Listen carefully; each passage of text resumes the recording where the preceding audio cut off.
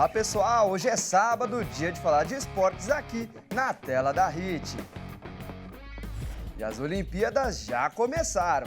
Nos últimos 20 anos, o Brasil investiu mais de 40 bilhões de reais em esportes olímpicos e conquistou 351 medalhas. A maioria dos atletas que estão em Paris recebe ajuda financeira do programa Bolsa Atleta. Desde 2004, o Brasil destinou quase 43 bilhões e meio de reais a todos os esportes olímpicos. E o resultado foram 84 medalhas olímpicas, sendo 25 delas de ouro. Somando com as Paralimpíadas, o país conquistou um total de 351 medalhas, com 112 de ouro. Para os Jogos Olímpicos de Paris, deste ano, o Brasil conta com 276 atletas. Desse total, 241 são beneficiários do programa Bolsa Atleta, representando mais de 87% da delegação. O ministro do Esporte, André Fufuca, afirmou que o Bolsa Atleta é um incentivo que vai diretamente para o atleta e que isso faz toda a diferença na preparação para o evento. As empresas privadas contribuíram com cerca de 6 bilhões e meio de reais, que correspondem ao patrocínio de marcas por meio do Programa de Incentivo ao Esporte do Governo Federal, a partir de renúncias fiscais. O setor privado, inclusive, deu um salto nos investimentos no evento nos últimos 3 anos. Com recursos, somaram quase 2 bilhões de reais. Uma pesquisa demonstrou que há uma relação direta e proporcional entre os investimentos em esportes olímpicos e a conquista de medalhas. Segundo o estudo, houve uma evolução crescente dos investimentos ao longo dos anos. Desde o ano passado, o Brasil investiu 1,5 bilhão de reais, resultando em 10 medalhas nos Jogos Olímpicos e 33 nas Paralimpíadas. A lista de atletas beneficiados pelo programa, neste ano, inclui nomes de destaque como Raíssa Leal, do skate, a jogadora de futebol, Marta e Beatriz Haddad, do tênis. E ainda falando de Olimpíadas, ontem foi realizada a abertura de cerimônia das Olimpíadas em Paris. 204 países se apresentaram. E a curiosidade é que dessas 204 nações, 68 nunca sentiram o gostinho de uma medalha olímpica. Algumas delas terão apenas uma única chance em Paris para conquistar a primeira medalha. Vamos conferir. As delegações e a equipe de refugiados desfilaram pelo Rio Sena na cerimônia de abertura dos Jogos de Paris. Das 204 nações apresentadas, 68 não sabem o que é ganhar uma medalha olímpica. O continente africano é o que mais tem países sem vencer as Olimpíadas.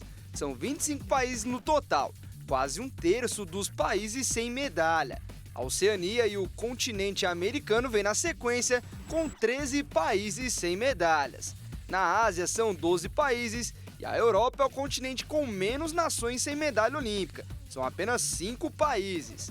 Outra curiosidade é que das 68 nações sem medalha nos Jogos Olímpicos, apenas 3 terão uma única chance em Paris. Isso porque Belize, Nauru e Somália são as menores delegações da competição, com apenas um atleta cada e todos eles nos Jogos de Atletismo.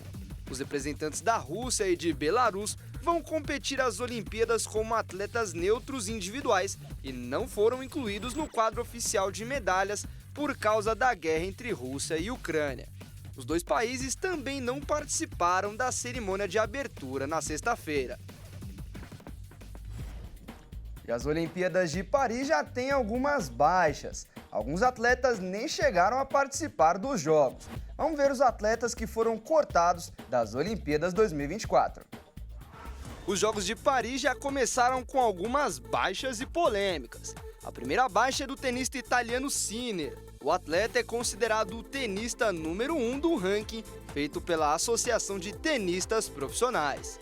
Sinner participaria dos seus primeiros Jogos Olímpicos, mas anunciou que está fora das Olimpíadas de Paris após ser diagnosticado com amidalite.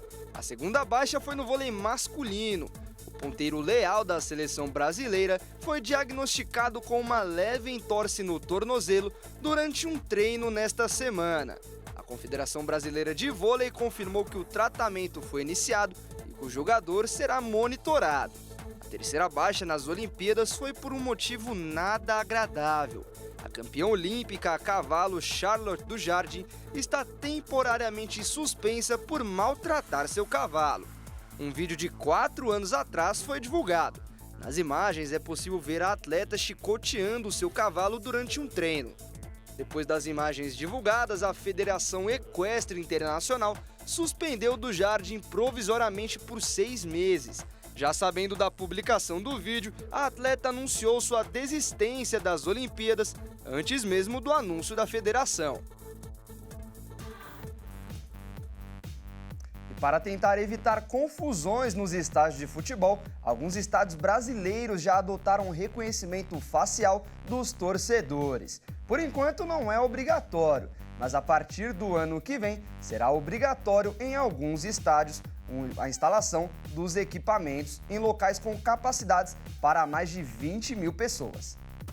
O reconhecimento facial chegou há pouco tempo nos estádios brasileiros, mas já foi fortemente disseminado. Após as primeiras experiências lideradas por Goiás e Palmeiras, a tecnologia já está presente em mais da metade das arenas que disputam a elite do futebol brasileiro neste ano. A partir de 2025, a tecnologia passa de apenas uma ferramenta para uma obrigação. Segundo a Lei Geral do Esporte, estádios com capacidade maior que 20 mil pessoas deverão ter acesso por meio da biometria facial. A obrigatoriedade promoveu uma corrida dos clubes para se adequarem, agitando o mercado de tecnologia e plataformas de vendas de ingressos.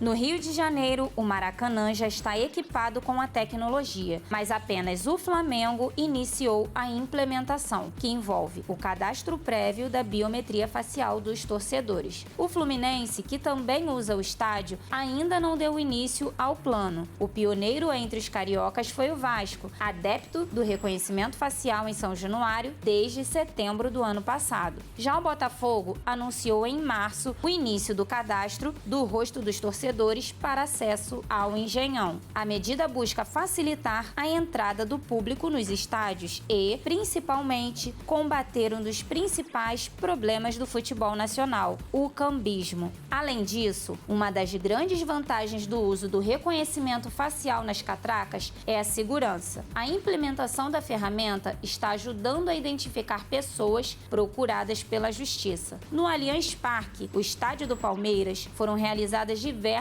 prisões. A mais recente aconteceu no confronto entre Palmeiras e Bahia pela 15ª rodada do Brasileirão. Um homem integrante de uma facção criminosa da Bahia foi preso após ser identificado pelo sistema de biometria facial no estádio. E agora vamos falar de Campeonato Brasileiro. Esse final de semana os times vão disputar a 20ª rodada do Brasileirão. Hoje o Palmeiras recebe o Vitória no Allianz Parque às 19 horas. O Verdão entra em campo para vencer e poder voltar a brigar pela liderança. No mesmo horário, o Criciúma vai ao estádio Alfredo Jaconi para enfrentar o Juventude. Mais tarde, às 20 horas, Internacional e Bahia jogam na Casa de Apostas Arena Fonte Nova. Às 21h30, o São Paulo joga fora de casa contra o Fortaleza.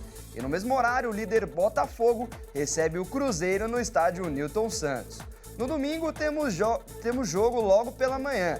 Às 11 horas da manhã, o Fluminense vai em busca de mais uma vitória contra o Bragantino para se afastar da zona de rebaixamento. Às 16 horas, o Flamengo joga no Maracanã contra o Atlético Goianiense e tenta se aproximar da liderança do Brasileirão.